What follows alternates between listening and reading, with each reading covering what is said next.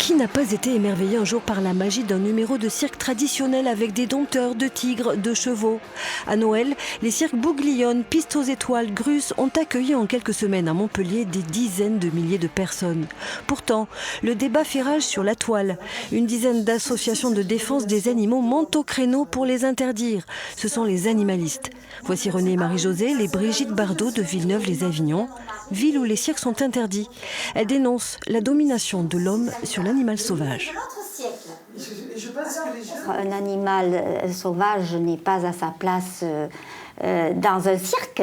De mener une vie de captivité, tout le temps enfermé dans une cage, et en plus de subir un dressage complètement contre nature. Du côté de la Piste aux étoiles, on rugit de colère. Roger Falk, issu d'une grande famille d'artistes de cirque depuis 8 générations, parle en tant que dompteur de la complicité entre l'homme et l'animal en captivité. Avant tout, ce sont mes partenaires et c'est des bébés que j'ai élevés surtout. Mais bon, ça reste des gros bébés de 350 kilos. Au jour d'aujourd'hui, un animal qui est mal, il est tout de suite saisi et le directeur, il va directement en prison. On ne joue pas avec le bien-être animal au jour d'aujourd'hui. C'est vraiment réglementé. La France est citée quand même en exemple pour sa réglementation pour le bien-être animal.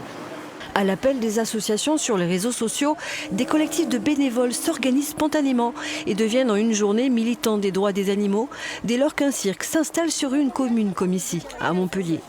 Aujourd'hui, très sollicité, plus de 70 villes en France se sont prononcées contre leur installation, comme à Marseillan, après délibération du conseil municipal. Nous, c'est un problème éthique et moral, voilà.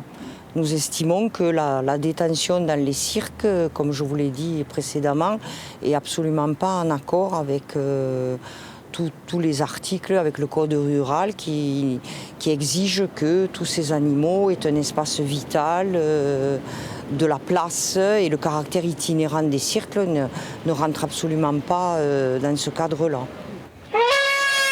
Tous les cirques de France, c'est-à-dire qu'ils ont tous des parcs qu'on appelle ça des parcs d'hivernage, et que minimum 3 à 4 mois dans l'année, les animaux sont lâchés dans notre parc. Il y a quand même 60 hectares pour mes animaux. Depuis quelques mois, un collectif de circassiens vient de voir le jour pour faire face au lobbying des animalistes. Ils veulent retirer tous les animaux des cirques, des zoos, des particuliers. Actuellement, ils commencent d'attaquer les chiens pour les aveugles parce que c'est de la maltraitance pour ces pauvres chiens. Enfin, entre guillemets, c'est n'importe quoi. Alors faut-il interdire, comme le réclament certaines associations, toute représentation de l'animal dans les cirques? Les delphinariums, les zoos, pour les placer dans des sanctuaires? Doit-on incriminer à ce point les professionnels du cirque et leur itinérance? Autant de questions sensibles et passionnées qui jouent sur l'émotionnel et qui se cristallisent en un débat de société. Aujourd'hui, près de 45% des 70 communes ont vu leurs arrêtés municipaux annulés par les tribunaux administratifs.